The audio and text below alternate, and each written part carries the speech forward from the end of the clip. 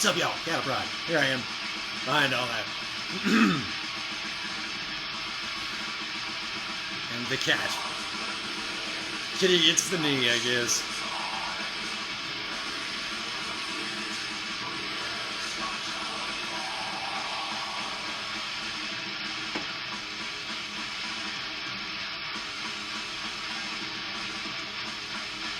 That drummer's awesome. It should be louder. Cat, we should make that louder.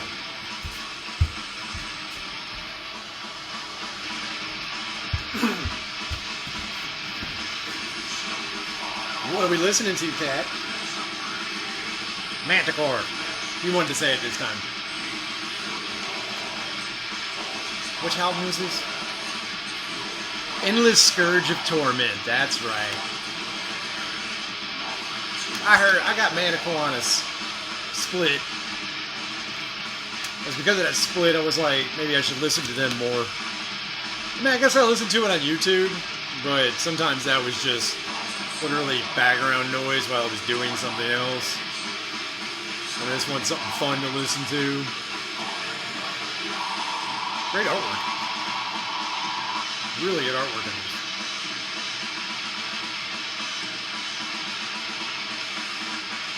That's crazy. Yeah, it's almost like a bird skull. And like flames instead of two chicks and a headless person. I don't know. Really crazy. Endless Scourge of Torment. Oh yeah.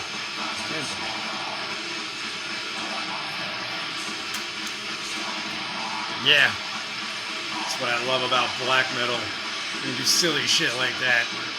And it's like the thing to do. See who else can do it. And how. And all that crazy shit. That's something AI's never gonna get. AI's never gonna figure that out. AI can't. It can figure out how to play metal, but it can't figure out how to be metal. That's something you know and you feel in your bones.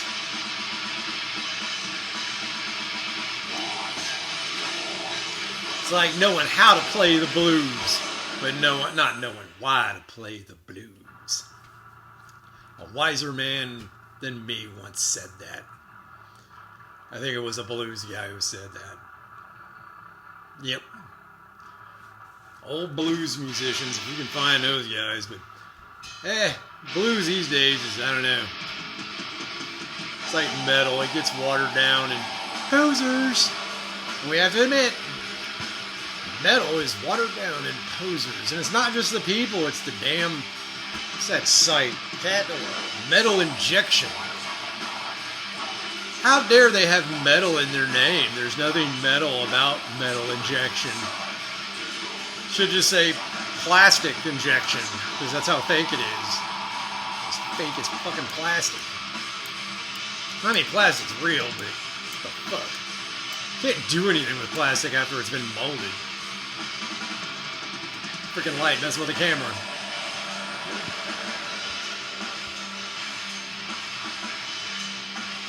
So we got, oh my god, you got all the little X's in between. CC4, oh man, CX, you know who you are. CX guy. God, it's just a string of fucking syllables, but it starts with CX. Oh, CX, you're funny, man. No, he's like, I had people in my life stop talking to me just because I played Vaginal Jesus for them. Thanks for helping me every morning to remember how terrible people actually are once I step outside my daily routine with life. Enjoy all the music before they hate on it. Yeah, dude. Do you have that Vaginal Jesus? Because, like, you can't get that shit. Nobody will reprint that. It was the hardest for me to understand. Nobody would reprint it. And then I looked on Discogs and found out the song titles. Yep, that's why nobody's ever going to reprint that ever again.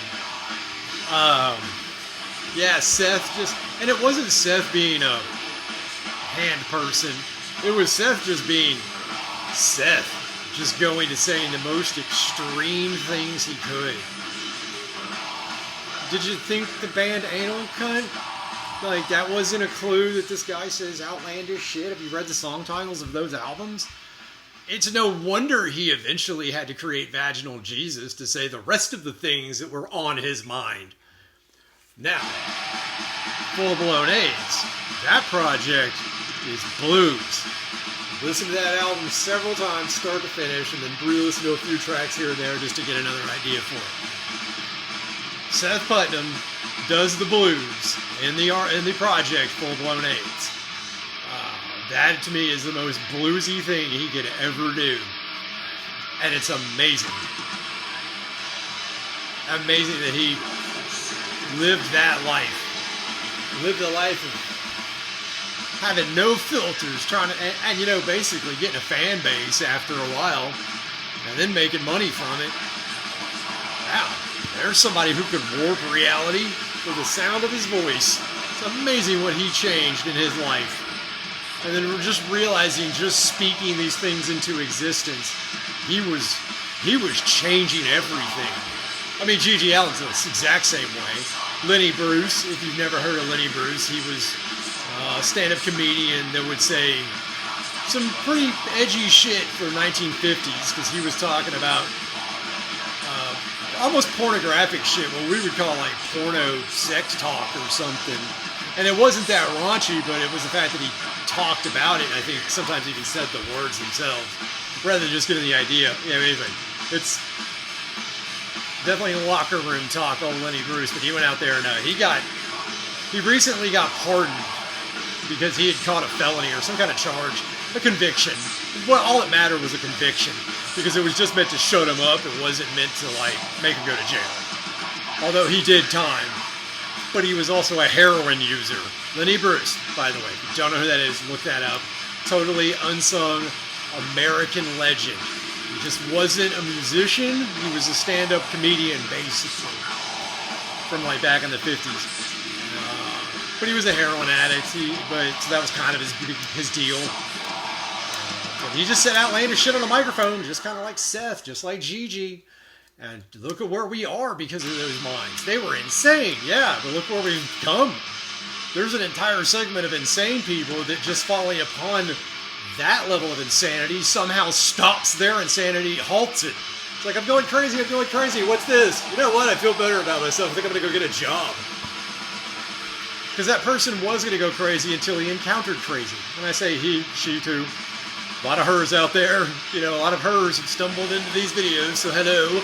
I was on a crash course, man, spiraling downwards in my young life, not understanding all the things. I had so many metaphysical and philosophical questions for the world and no one to answer them.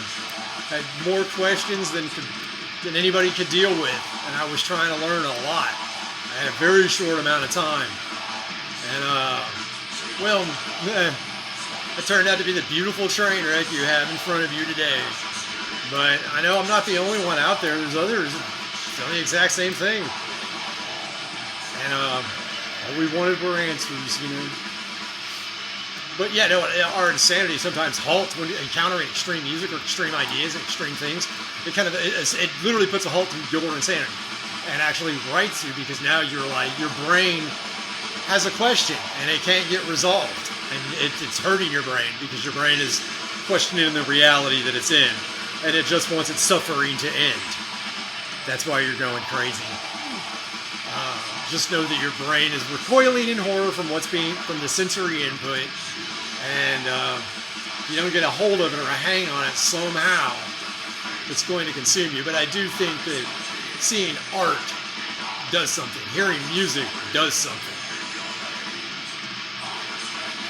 I've seen a lot of stressed out, angry young men ready to take on the world with a bare fist.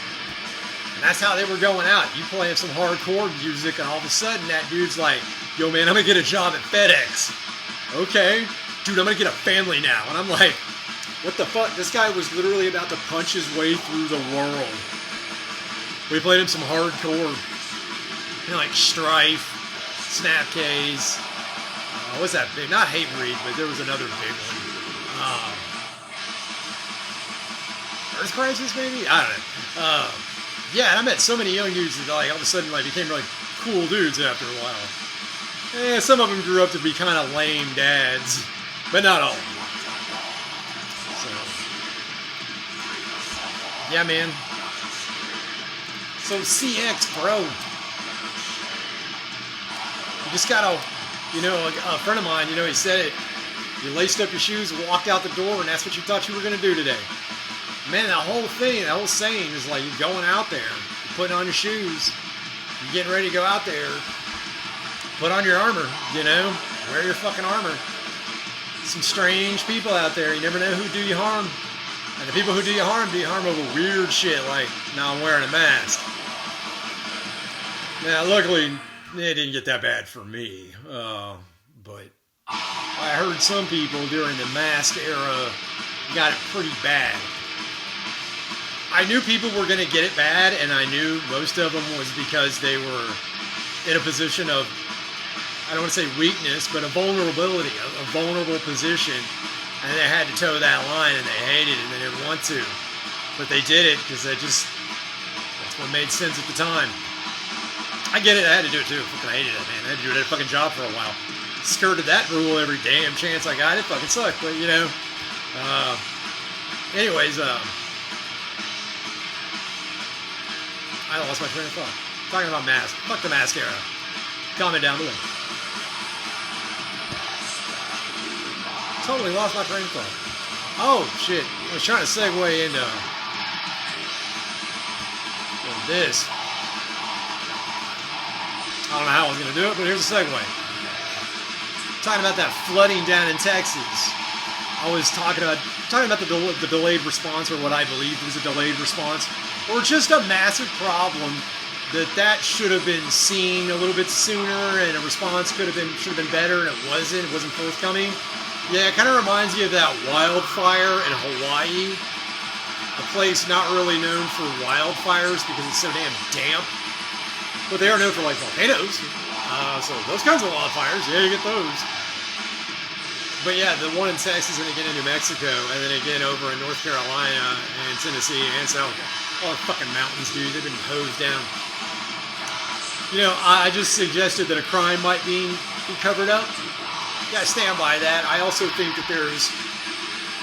Buckle up, guys. I'm about to say something weird. Here comes the warning, y'all. There's underground bases. There's underground bases in the mountains. And depending on where you are in the country, there are some underground facilities. Yeah. It is very real. These things exist. We don't know much about them because a lot of them have hidden information about where they are or how fast they go. And the fact that they connect to one another in some cases. Holy shit. Deep underground bases. I think some of this flooding might be to flood them. I think the first attempts were to raise the lake levels so that the groundwater would rise. Raise the groundwater, then you dump rain, it raises it even higher, and it would flood some bases if they were old, compromised, or poorly maintained. And we know how the military and the government likes to do things. They like to poorly maintain shit. Just look at any infrastructure in your country, specifically the West right now. Things just fall apart. Things just fall apart. Yeah, they're prepping us. It's going to be another narrative you hear soon. When things start falling apart, it was their time. A lot of skyscrapers probably are going to fall soon. And I'll be like, oh, it was their time. But anyways, Mitzvot TV. M-I-T-Z-V-O-T? Mitzvot TV. You're very recognizable in the comment section. Been in the comment section to me and a few other people I've noticed. He says he's a resident in Texas, not far from where that happened. His first thought was somebody came in and snatched up the kids and then made the camp disappear. Not outside the realm of possibilities. That makes me furious. Yeah, that could be. I was suggesting that a crime had already committed and they were just drowning that same crime scene. You're saying that it was like, no, the flooding was coming and they just scooped up some people and are like, now nobody knows. They're lost. Yeah, I get what you're saying. One or the other? Both? Neither? Who knows? But we just noticed something suspicious happened. And then he comments how Klaus from the WEF looks like Emperor Palpatine. Yeah, man. That shit is so fucking wild. It's weird that they have these pictures of themselves seen. Like, you'd think that'd be something they didn't want you to know about. It seems like you found out. And they made it work for them. They're like, yeah, I'm a weird person, so what? But I'm not a bad person. Yeah, man. That's another one, man. Figuring out the people that we thought, doesn't matter which side, they were all bought. I say the whole representative government is to blame. It doesn't matter who your representative is. They're all bought to an extent. And remember how most politics or parliaments work. You need a people voting. You have to have a certain amount of votes to win anything. They just control enough people to sway the votes one way or another. They don't have to own all of them. They just have to own enough of them. And they're always in a get arms race to make sure they own enough of them. And who's that? Well, it's everybody. It's the corporations.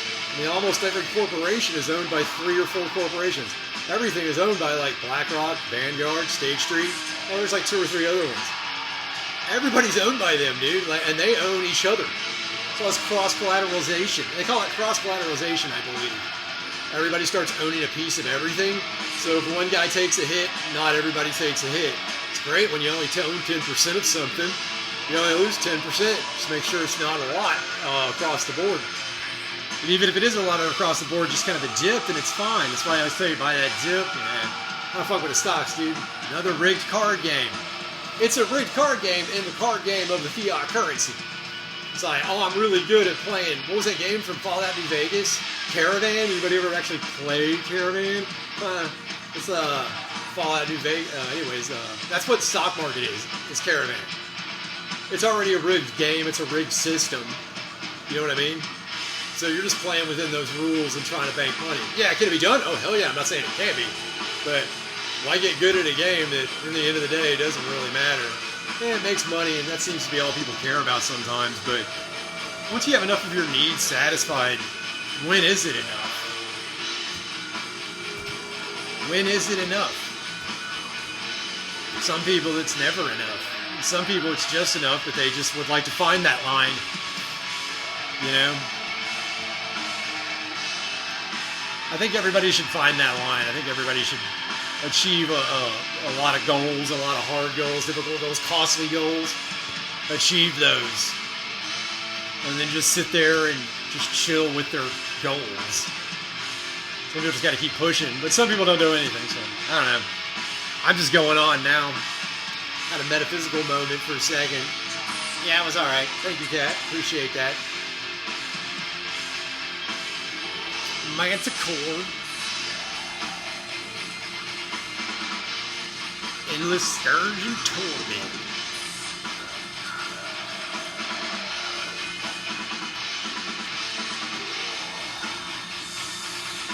It ain't gotta be technical all the time.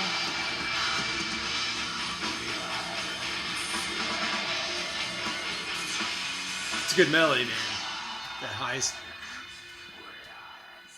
Yeah, Manticore knows what they're doing. I will cut it there. I'm Counterpride. You have a lecture more, Lord. Y'all take care.